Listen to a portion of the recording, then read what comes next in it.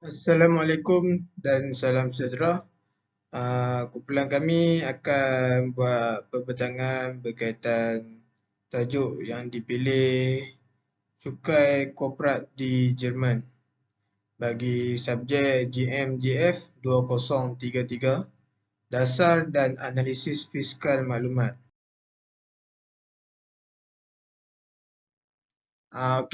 Saya memperkenalkan diri saya Muhammad Fauzan bin Muhammad Fahimi, nombor metrik 2900160.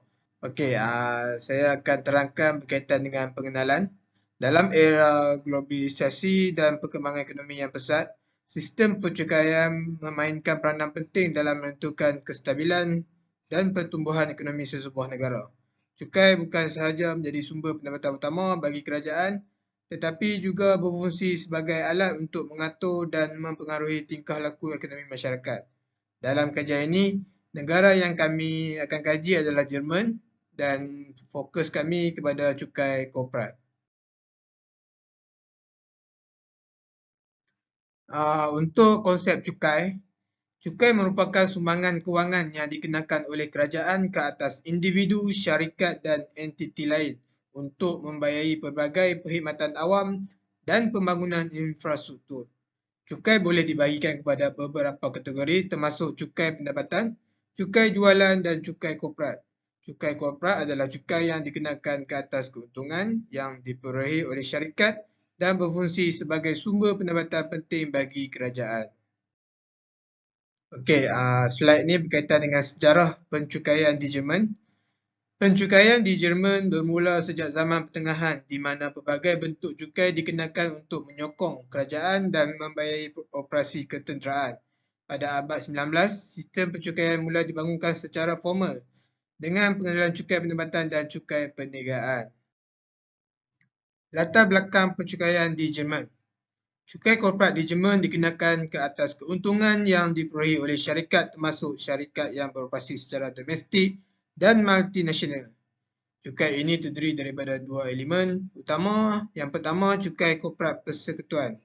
Kadar asas adalah 15% dan ini adalah cukai yang dikenakan oleh kerajaan pusat ke atas keuntungan syarikat.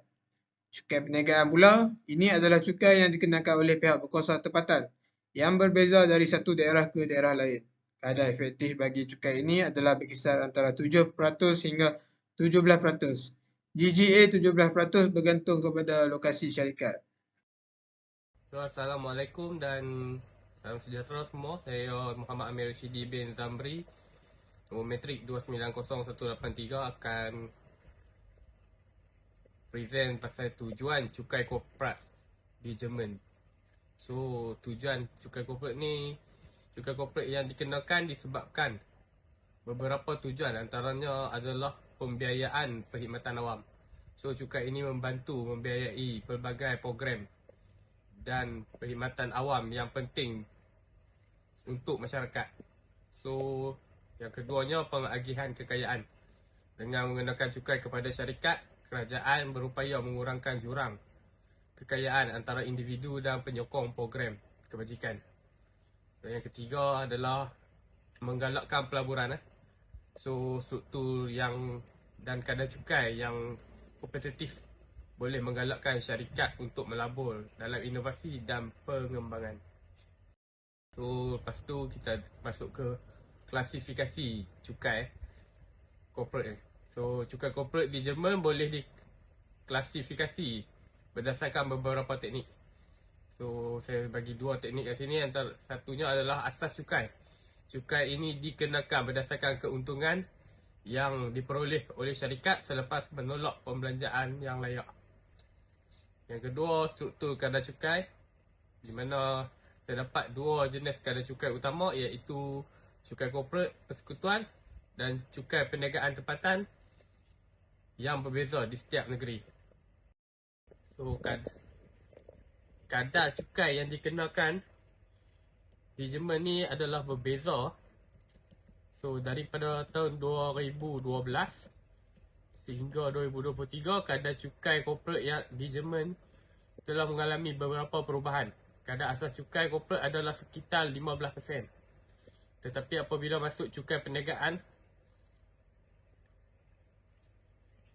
kadar efektif tu boleh mencapai 30%. So dia berubah, ditambah lagi 15% lagi. Terdapat usaha berterusan oleh kerajaan untuk mengurangkan kadar cukai. Ini bagi menarik lebih banyak pelabur asing masuk. So yang terakhir saya, prinsip percukaian. So prinsip percukaian dan kecekapan adalah dua aspek yang penting dalam sistem percukaian. Cukai korporat di Jerman memenuhi prinsip keadilan dengan memastikan bahawa syarikat-syarikat yang mempunyai keuntungan yang lebih tinggi membayar lebih banyak cukai. Ini menggalakkan keadilan sosial dan pengagihan kekayaan.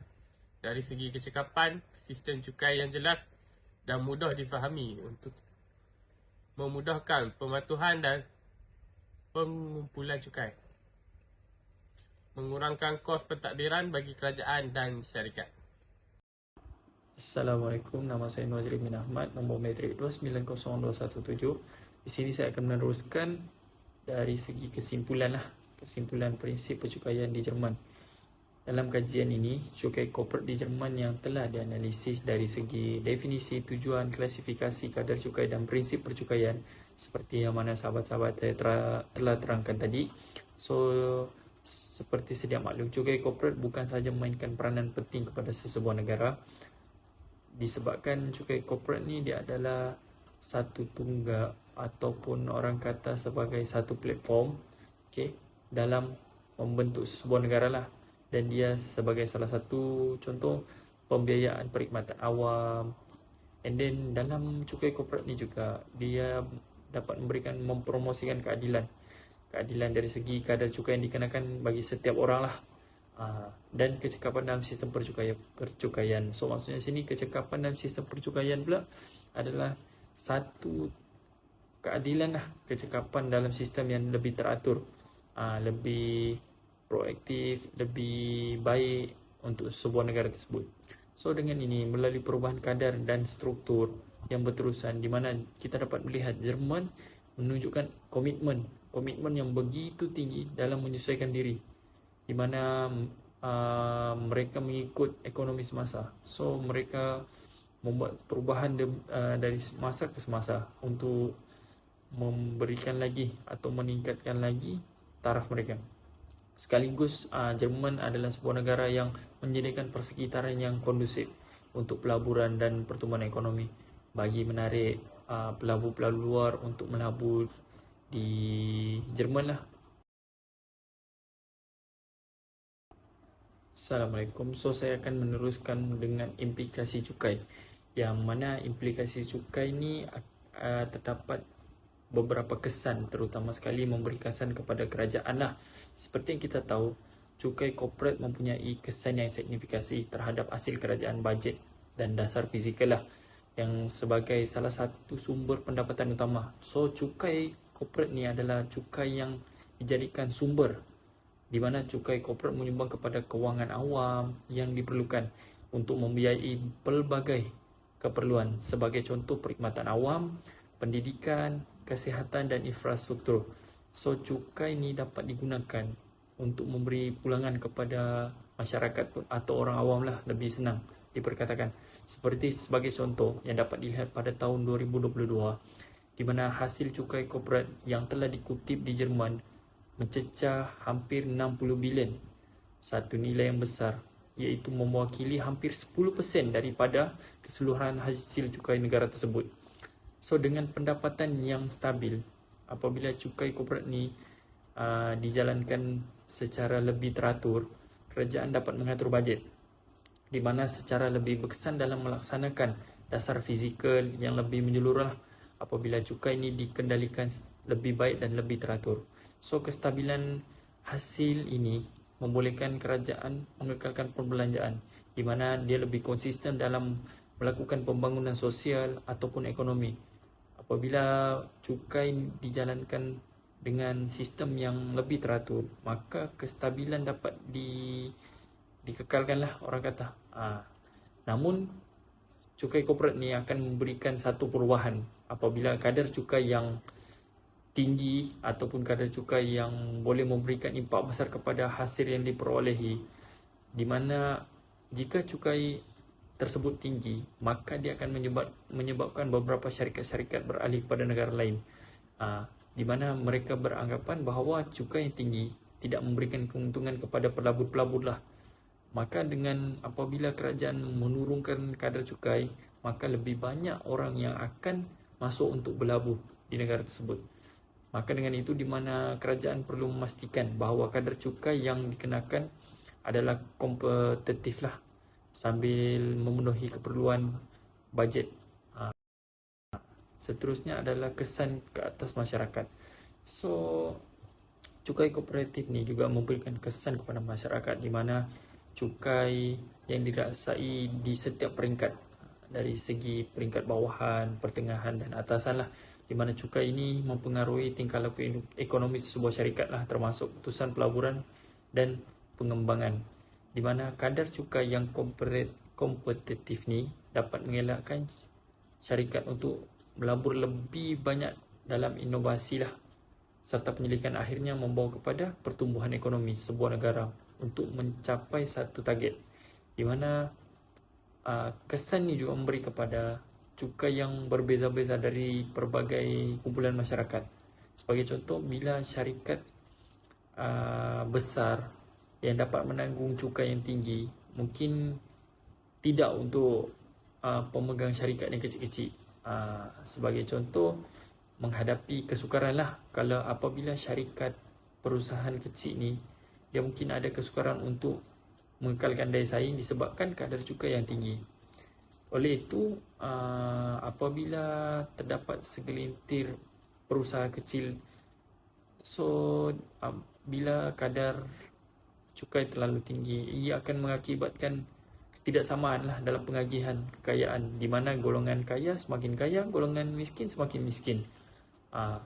And then dia juga, kita dapat melihat cukai korporat ni mungkin menghalang syarikat daripada memberi bonus atau menaikkan gaji lah kepada pekerja-pekerja, kerana mempengaruhi kesejahteraan ekonomi masyarakat, di mana apabila cukai tinggi, syarikat tersebut akan membayar lebih tinggi kepada kerajaan dan dia tidak mampu menampung atau memberi bonus lebih kepada pekerja. Sekian dari saya. Assalamualaikum warahmatullahi wabarakatuh. Nama saya Muhammad Fidah bin Zainal, nombor metrik 290411. Di sini saya nak menerangkan kesan penggelakan dan pelarian cukai. Penggelakan dan pelarian cukai merupakan isu yang memberi kesan kepada hasil kerajaan.